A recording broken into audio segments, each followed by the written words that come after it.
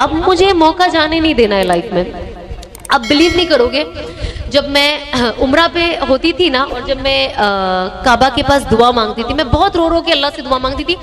आप यकीन नहीं मानोगे, मैं 2013 से नेक औलाद की दुआ मांगती हूँ।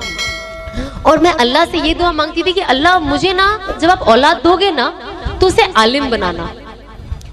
आज जब मैं सोचती हूँ, हम कहते हैं ना, इसीलिए अल्लाह से कभी भी डिसअपॉइंट मत होना कि यार मैं इतने टाइम से दुआ मांग रही हूँ, मेरी दुआ बात करेंगे प्लीज कि यू नो कि अल्लाह से हम कहते ना, मैं 10 साल से, बहुत लोग होते ना कहते हम औलाद मांग रहे, 10 साल से मांग रहे, अभी तक नहीं हुआ, अरे मैं अल्लाह से कब से काम के लिए मांग रही हूँ। मैं कहती हूँ बिल्कुल नाराज, मतलब जब मैं 2013 में हलाल मांग सकती हूँ, नेक शौहर मांग सकती हूँ, आलिम मांग सकती, मेरी चॉइसेस भी आप देखिए ना, बच्चा जो हस्बैंड तो मिला नहीं है, बच्चा भी आलिम चाहिए मुझे, मैं इतना सब 2013 में मांग रही हूँ, मुझे अल्लाह ने दिया ना 2020 में।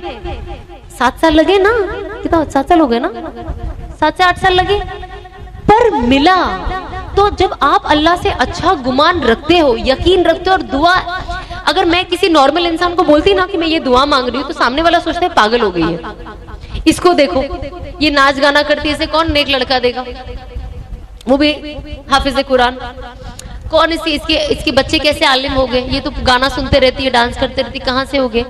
पर आज अल्लाह ने उसको हस्बैंड दे के पॉसिबिलिटी दे दिया कि इंशाअल्लाह अल्लाह ने चाहा तो मेरे बच्चे आलिम बनेंगे, क्यों नहीं बनेंगे, इंशाअल्लाह। प्लीज इंशाअल्लाह आमीन सब जो है सब बोल दीजिए मेरे लिए। तो एक अंदर ना एक पॉजिटिविटी आती है। मैंने अपनी लाइफ में इतनी चीजें चेंज होते हुए देखी है, मतलब कहते हैं ना मैजिक, वो मैंने देखा है, और आई एम श्योर आप सबके लाइफ में होता होगा। हम सब ना सिर्फ उसको नोटिस करना भूल जाते हैं कभी कभी कि अरे हाँ हमने तो ये मांगा था, हमने तो ये सोचा था, आज वो जाके हुआ है। तो लाइफ में ना कुछ भी पॉसिबल है, कुछ भी। आप ये ना सोचे कि मैं कम हूँ, मैं कैसे करूंगी, कोई और हमसे बेहतर है, या मैं यहाँ पहुंच पाऊंगी या नहीं।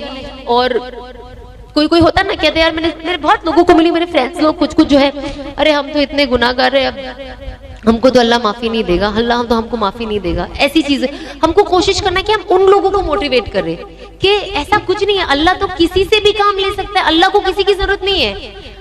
अल्लाह को कोई नाम की जरूरत नहीं है, अल्लाह किसी को भी इज्जत और नाम देकर उससे दीन का काम ले सकता है।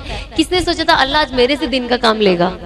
मैं खुद नहीं सोच सकती, मैं तो आज भी कभी कभी अपने आप को आईने में देखती हूँ, मैं फिर अपने आप से बात करती हूँ, लेकिन पॉजिटिवली, कि अल्लाह आपने मेरे से ये काम ले लिया। मतलब मैं तो कोई लायक ही नहीं थी, और लोगों की नजर में भी नालायक थी, लेकिन आपने मेरे अंदर वो वैल्यू, आपने मुझे वो वैल्यू दिया, आपने मुझे इस लाइफ का कोई मीनिंग दिया, और मुझे लोगों तक पहुंचने का जरिया बनाया। तो अल्लाह कुछ भी कर सकता है। किसी, मैं हमेशा कहती हूँ कि अल्लाह अगर मुझ जैसे नाचने गाने वाले के साथ काम ले सकता है तो किसी से भी ले सकता है। अगर लोग अब नहीं समझे मुझे देखकर तो कभी नहीं समझ पाएंगे। तो हमें कोशिश करना चाहिए कि हम सबसे पहली बात है लोगों के लिए अच्छा गुमान रखें, क्योंकि कहते हैं ना पैसे से ज्यादा जो ज्यादा टफ वाला और जो सबसे गंदा वाला जो तकब्बुर होता है ना, वो दीन का होता है। इंसान का पैसे का तकब्बुर कम हो जाता है, लेकिन दीन का बहुत ज्यादा हो जाता है। मैं पर्दा करती हूँ, मैं नमाज पढ़ती हूँ, मैं तो इतने वजीफे पढ़ती हूँ, देखो ये दिन की नमाजें कज़ा हो रही है। हमें कोशिश करनी चाहिए कि ये हम कभी, अल्लाह हमसे कभी भी छीन लेगा, तो हमें कभी भी बदगुमान नहीं होना है, हमें पॉजिटिव रहना है और इस्लाम को पॉजिटिवली फैलाना है, लोगों तक सही दीन लेकर जाना है, जो एक्चुअली हम तक सही लोगों के जरिए ही पहुंचा है। लेकिन हमने अब हम इतने स्ट्रिक्ट हो गए हैं लोगों के साथ कि हम तो सीधा मतलब उनको खारिज ही कर देते, मतलब वो तो इस्लाम में ही नहीं है हमारे हिसाब से। तो हमें कोशिश करना है कि हम लोगों को जो असल साइड है ना दीन का, मोहब्बत का, और अगर हम चाहते हैं कि अल्लाह हमारे गुनाहों को माफ करे तो हमें भी माफ करने वाला बनना जरूरी है। अगर हम लोगों को माफ करेंगे तो अल्लाह हमारे गुनाहों को माफ करेगा। अगर आप कोई प्रॉब्लम भी होती है तो अब अल्लाह से नियत कर लो कि अल्लाह मतलब मुझे नहीं माफ करना है इस इंसान को, बहुत तकलीफ दे, लेकिन मैं आपको सिर्फ इस बंदे को सिर्फ इसलिए माफ कर रही हूँ ताकि मैं चाहती हूँ आप मेरी मगफिरत कर दे, आप मेरे गुनाहों की माफी कर दे। जब जब कयामत का दिन होगा तो आप ये नियत करके अल्लाह से मांगे कि अल्लाह मुझे मैंने जो भी अपनी लाइफ में किया मुझे माफ कर दे, मुझे माफ करने वाला बना। हम कोशिश करें कि हम सच बोले। कहते हैं ना कि ये एक मुसलमान की सबसे अच्छी पहचान है। जब किसी सहाबाओं ने, जो मैंने सुना है उलमाओं से, कि किसी सहाबा ने जब सल्लल्लाहु अलैहि वसल्लम से पूछा कि क्या मुसलमान डरपोक हो सकते हैं, तो उन्होंने कहा हाँ हो सकते हैं। फिर उन्होंने कहा क्या वो वकील हो सकते हैं, कंजूस हो सकते हैं? बोले हाँ हो सकते हैं। क्या वो ऐसे जैसे थकेले कामचोर टाइप एकदम आलसी हो सकते हैं? बोले हाँ हो सकते। वो टाइम तो लोग एकदम जंगजू थे ना, हो सकते हैं। तो बोले क्या मुसलमान झूठ बोल सकता है? तो सल्लल्लाहु अलैहि वसल्लम ने कहा कि नहीं, मुसलमान कभी झूठ नहीं बोल सकता। लेकिन अनफॉर्चुनेटली आज हमारा दिन भी झूठ से शुरू होता है और खत्म भी झूठ पे होता है। तो सोचो हम पे कितनी झूठ की लानत छाई हुई है, और हम एक्सपेक्ट करते हैं कि हमारे साथ इंसाफ हो, लोग हमसे सच बोले, हमारे घर वाले सच बोले, दोस्त यार सच बोले, हमारी बीवियां सच बोले, शौहर सच बोले। कैसे बोलेंगे? तो इसीलिए सबसे पहले अपनी खुद की इस्लाह जरूरी है। अगर हम कोशिश करें तो हम कोशिश करें कि एटलीस्ट हम झूठ ना बोले। हमेशा मुस्कुराना वैसे ही सुन्नत है, और अगर आप किसी को मुस्कुरा कर देख लो तो आपको सुन्नत का भी सवाब मिल जाता है, और सामने वाला जब आपको देखता है उसका दिल भी खुश हो जाता है। कौन चाहता है कि किसी उदास इंसान से मिले? तो खुश मिजाज रहना, लोगों तक खुशियां पहुंचाना बहुत ज्यादा जरूरी है।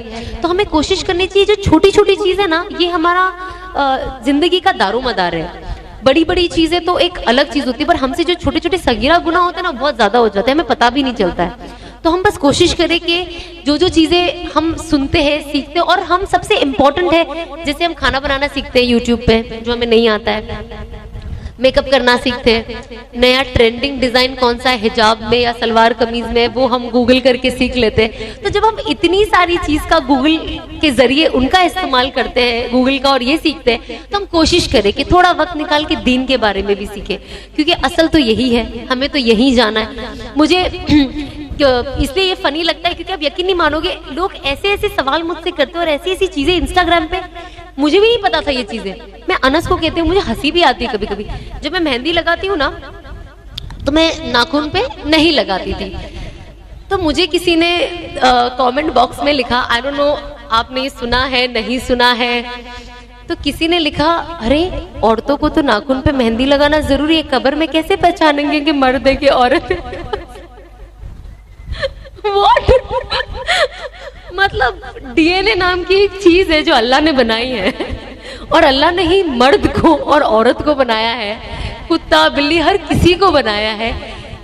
कैसे अल्लाह नहीं समझेंगे जब आपका कबीरा से लेके सगीरा गुनाह का हिसाब लिखा हुआ है, तो वो नाखून से आप खुद ही ना पहचानेंगे। एंड आई वाज लाइक, मतलब अभी मुझे ये एक ही चीज याद नहीं आ रही, बट जब लोग लिखते हैं ना, मुझे हंसी भी आती है, मुझे अफसोस भी होता है। मैंने कहा जब ये नॉलेज इनके पास, ऐसी रॉकेट वाली नॉलेज है, इनसे बात करना पड़ेगा कि ऐसी रॉकेट वाली और कौन कौन सी इनके पास नॉलेज है जिससे सामने वाले का दिल दहल जाए पढ़ने के बाद। सो यू नो, ये lack of knowledge and lack of study, और हमें कुछ नहीं जानना। हम इस एरिया में रहे हैं, यहाँ पे ये कल्चर है, ये ट्रेडिशन है, हर जगह का ट्रेडिशन कल्चर अलग है, ठीक है, बेशक ईमान वाले है। एग्जाम्पल, हम गुजरात में है तो हमारे यहाँ शादी होती है ना, तो ये होता है। हम बम्बई वाले, हमारे ये होता है। हम अगर सऊदी में, हमारा ये होता है। वो चक्कर में ना सब इतना खिचड़ी हो गया है कि असल जो पकड़ के रखना है ना, लोग वो भूल चुके हैं। आप बेशक अपना कल्चर ट्रेडिशन सब फॉलो करो, बाकी की फिजूल चीजें बंद करो ना।